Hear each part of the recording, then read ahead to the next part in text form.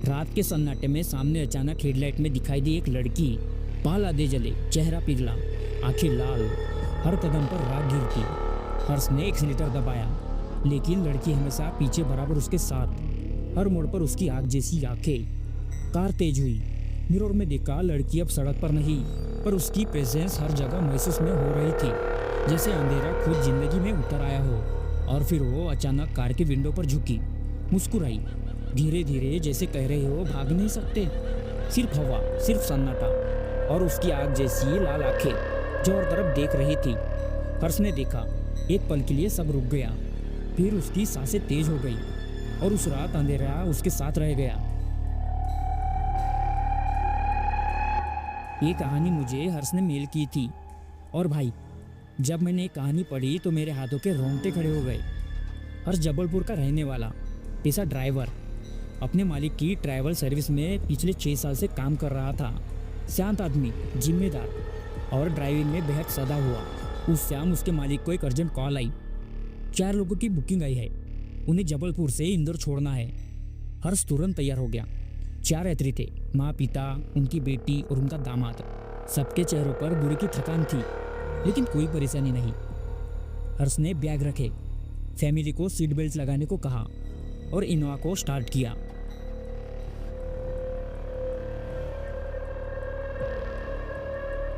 Time सुबह 10:04। जबलपुर से इंदौर का लंबा सफर शुरू। धूप हल्की थी, हाईवे पर लोग थे, कन्वर्सेशन नॉर्मल चल रही थी। बेटी और दामाद आगे वाली सीट पर, माँ पिता पीछे धीरे धीरे बातें करते हुए। कई घंटे निकल गए, दोपहर ढल गया और शाम होने लगी।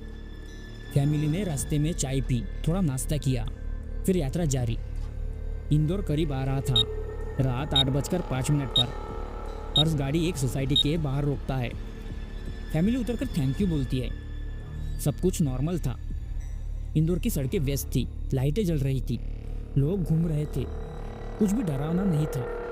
लेकिन यही सबसे बड़ी गलती हुई। हर्ष ने सोचा, अब रोकूं क्या, जबलपुर ही निकलता हो। वो अकेला निकल पड़ा।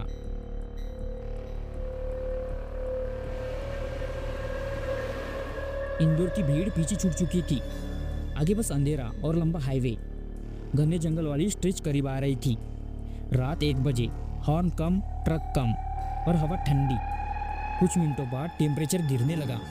एसी बंद था, फिर भी कार के अंदर धुंध। हर्ष को अजीब लगा। उसने रेडियो ऑन किया, पर उसमें बस स्टेटस नॉइस थी, जैसे कोई फ्रीक्वेंसी डिस्टर्ब कर रहा हो। वो रेडियो बंद करता है, सन्नाटा वापस। रात 1:16। हर्ष एक श्राप मोड ले रहा था। तभी एक तेज काली परछाई उसके हेडलाइट में आई। उसे लगा शायद कोई जानवर है, लेकिन अगले ही सेकंड उसकी सांसें रुक गई। सड़क के बीच एक लड़की खड़ी थी, लेकिन वो लड़की नहीं लग रही थी। उसके बाल आधे जले हुए, कंधे तक चिपके, पीठ पर जले हुए कपड़ों के टुकड़े, चेहरा काला, पिघला हुआ जैसे कोई कोयला हो, ओठ सूखे, फटे, काले, आंखें लाल, बिल्कुल लाल, लाल इतनी कि जैसे आग उसके अंदर अभी भी जल रही हो। और उसके स्टेप भारी टूटे हुए, जैसे हर कदम पर हड्डियां क्रैक हो रही हो। टप टप टप। उसके पैरों में राख गिर रही थी, पर वो हवा में उड़ नहीं रही थी, वो चल रही थी, धीरे, बहुत धीरे, पर पूरी मृत चाल में। हर्ष हिल भी नहीं पाया। वो लड़की सीधे उसकी कार की ओर आने लगी। उसकी इंसान जैसी चाल नहीं थी, असमान थी, मुड़ी हुई, कंधा तिरछा, जैसे मौत के बाद उसके जॉइंट्स गल गए हो। हर कदम पर उसके बर्नर फेस से राख गिरती और जमीन पर धुआं उठता। हर्ष की हार्ट बीट बढ़ जाती है। उसने गाड़ी का लॉक चेक किया, सीट बेल्ट कस ली और एक्सीलेटर दबा दिया। लेकिन रियल डर तो अब शुरू हुआ। जैसे ही कार की स्पीड पकड़ने लगी, हर्ष ने साइड मिरर में देखा और उसका दिल रुक गया। वो लड़की अब सड़क पर नहीं थी, वो चलती हुई कार के पीछे पीछे आ रही थी। स्पीड चाहे जितनी बढ़ाओ, उसकी चाल में कोई बदलाव नहीं था, लेकिन फिर भी वो धीमी चाल में कार की स्पीड के बराबर आ रही थी। मिरर में बस उसका जला हुआ चेहरा दिख रहा था, लाल चमचमाती आंखें, मुंह से धुंध जैसी सांस और गर्दन तिरछी। अचानक पूरे जंगल में एक भयानक चीख गूंजी। इतनी तेज, इतनी दर्द भरी, जैसे कोई मरने के बाद भी अंदर से मदद मांग रहा हो। वो जली हुई लड़की कार के बिल्कुल पास आ गई। हर्ष के कानों में उसकी जली हुई सांसें घुस रही थी। हर्ष ने रोते हुए स्पीड और बढ़ाई और तभी कार के बाएं हिस्से में ठक ठक, जैसे कोई हाथ मेटल की बॉडी पर मार रहा हो। हर्ष चिल्ला पड़ा। उसने राइट मिरर में देखा, वहाँ कोई नहीं था। लेफ्ट मिरर में देखा, वो लड़की कार के साथ साथ चल रही थी और अपनी जल चुकी मुट्ठी बार बार कार पर मार रही थी। हर्ष को अचानक याद आया 2001 का एक्सीडेंट। इसी जंगल में एक कार पेड़ से टकराकर पूरी तरह जल गई थी। अंदर एक लड़की फंस गई। लोग कोशिश करते रहे पर आग बहुत तेज थी, उसे बचा नहीं जा सका।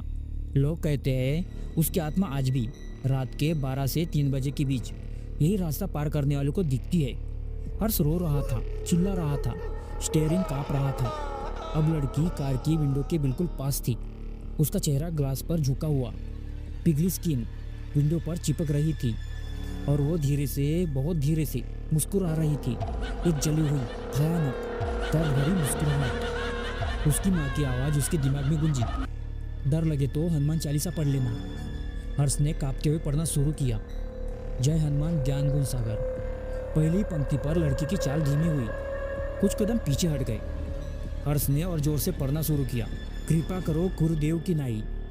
उसकी भयानक मुस्कान अब गायब हो रही थी, आंखों की लाल चमक कम हो रही थी।